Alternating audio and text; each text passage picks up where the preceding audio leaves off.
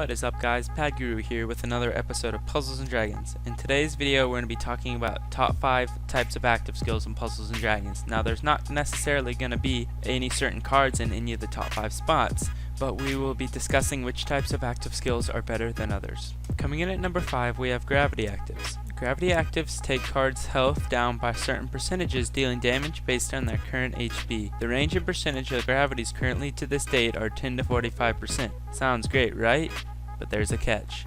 A big weakness to gravities are their long cooldown timers. The bigger the percentage of health taken away, the longer the cooldown timer. The high percentage gravity users have a cooldowns around 30 turns and higher, making them very hard to use in dungeons. Gravities are usually considered useless unless they have been skilled up to be activated sooner in the dungeon. It is very hard to max skill at gravity because the number of skill levels you have to get to is one of the highest in the game, with the highest around 15 skill levels. Gravities are very useful. For example, when running King of the Gods, the boss Zeus has 5.4 million HP. When using Hera's 30% gravity, you do 1.8 million damage, which is a lot before you even attacking him, allowing you to kill him with only 3.6 million HP. Recently though, gravity cards have become less viable because of all the high multiplying leaders out there being able to do the damage without gravities, making them come in at number 5 on this top 5. Coming in at number 4 we have Defense Actives. Now there's two types of Defense Actives. One type reduces damage taken by a certain percentage, while another completely avoids the damage of one attribute. Damage reduction can range anywhere from 35 to 100%. Damage reduction by percentage is a lot more common on cards because of the active skills that avoid certain attributes are only found in one REM series, while the percentage reducers are found across a whole lot of series, and some even being farmable, making them a lot more common to find on teams. With all the tough descents coming out, it's very common to see one or two of these cards on a team. Whether used to combat orb trolling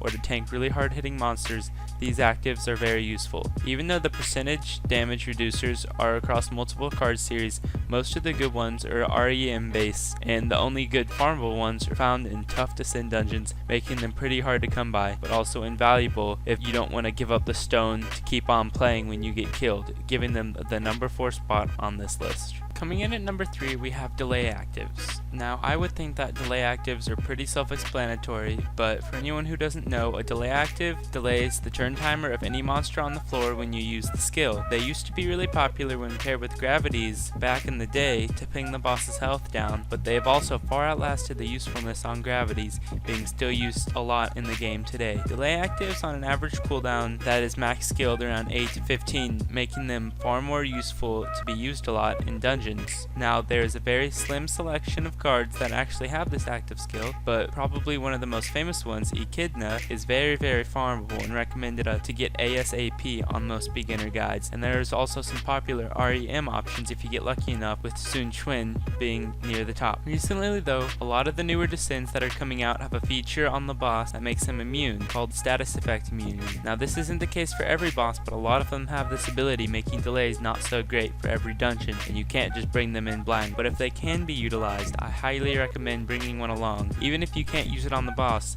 they're great for stalling for other actives or even a pesky sub-boss, giving them the number 3 spot on this countdown. Coming in at number 2 we have the Enhance Attribute and Enhance Type Attack active skills. The damage enhancement actives are something I would compare to as the burst leader of active skills. They are purely offensively minded. I mean, what's the need to stall and reduce the damage taken if you can kill the boss before he or she even attacks you? The damage enhancements range anywhere from 1.3 to 3 times attack the damage. The higher you go in damage enhancement, the shorter the effect will last. A 1.3 times damage enhancement active skill will last for 3 turns, while a 3 times damage enhancement will only last for 1 turn. You can also fit the damage enhancement actives into 2 more categories. One of them enhances attribute attack, while the other one enhances type attack. The longer and more weaker active skills tend to boost one attribute or color, while the shorter, more powerful active skills will boost a specific type of card, such as healers or devil. Coming in at number 1 as the number 1 type of active skill in all of Puzzles and Dragons is Orb Changers. Now Orb Changers in my opinion is the most OP active skill in the game. Just think about it. It doesn't matter what RNGesus gives you, because you just use an Orb Changer and get what you want.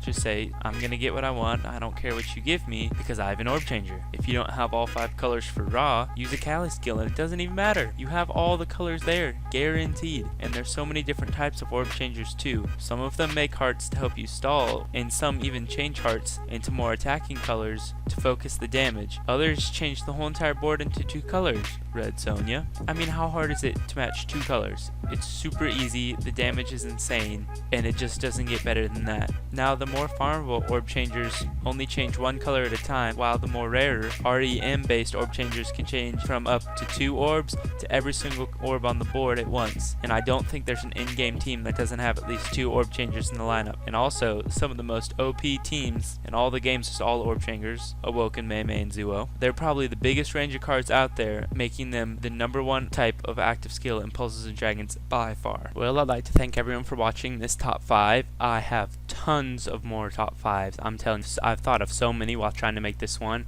If any of you want me to make more, just let me know down in the comments, and I'd love to produce these. They're fun to make. If you want it to happen, it'll happen. Bad Guru, see you next time.